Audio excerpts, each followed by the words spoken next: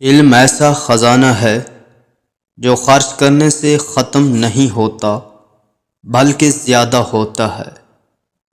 ہر شے کی زکوٰۃ ہے اور عقل کی زکوٰۃ نادانوں کی باتوں پر صبر کرنا ہے۔ خندہ روئی سے پیش آنا سب سے پہلی نیکی ہے۔ جو شخص خود اپنے نفس کی اصلاح نہیں کرتا وہ دوسروں کے حق میں کبھی مصلح نہیں بن سکتا۔ جس شخص کی امیدیں چھوٹی ہوتی ہیں اس کے اعمال بھی درست ہوتے ہیں۔ صاحب علم اگرچہ حقیر حالت میں ہو اسے ذلیل نہ سمجھو، بے وقوف اگرچہ بڑے مرتبے پر ہو اسے بڑا مت خیال کرو۔ نیکی پر غرور کرنا نیکی کا اجر ضائع کر دیتا ہے۔ زیادہ علم والے سے علم سیکھو اور کم علم والے کو سکھاؤ۔ بوڑھوں کا مشورہ جو ان کی قوت بازو سے زیادہ وسیع ہوتا ہے۔ مصیبتوں کا مقابلہ صبر سے اور نعمتوں کی حفاظت شکر سے کرو۔ دشمن ایک بھی زیادہ ہے اور دوست زیادہ بھی تھوڑے ہیں۔ نیک آدمی کے لیے موت راحت ہے اور بد آدمی کی موت دنیا کے لیے راحت ہے۔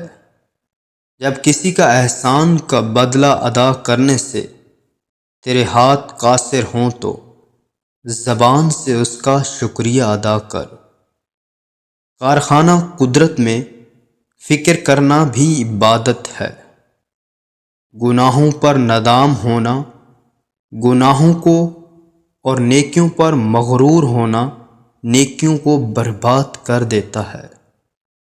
جو شخص مال دینے میں سب سے زیادہ بخیل ہو وہ اپنی عزت دینے میں سب سے زیادہ سخی ہوتا ہے۔ جب تم امیدیں باندھتے باندھتے دور جا پہنچو تو موت کی ناگہانی آمد کو یاد رکھو۔ فسق و فجور کے مقامات سے دور رہو کہ یہ اللہ تعالیٰ کے غضب کے مقام اور اس کے عذاب کے محل ہیں۔ علم کے بیان کرنے والے تو بہت ہیں لیکن اس پر عمل اور اس کی حفاظت کرنے والے بہت تھوڑے ہیں۔ دشمن کے حسن سلوک پر بھروسہ مت کرو کیونکہ پانی کو آگ سے کتنا ہی گرم کیا جائے پھر بھی اس کے بجھانے کے لیے کافی ہے۔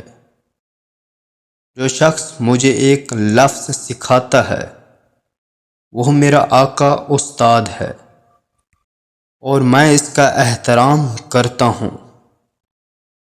علم مومن کا گمشدہ مال ہے، جہاں سے اس کو ملے حاصل کر لے۔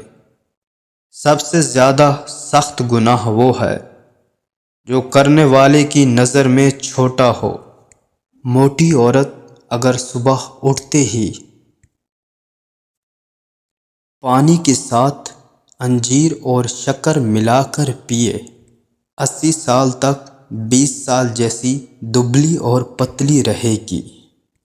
لوگوں میں سے 3 شخص سب سے زیادہ مغضوب ہیں: فقیر متکبر، بوڑھا زانی، بدکار عالم۔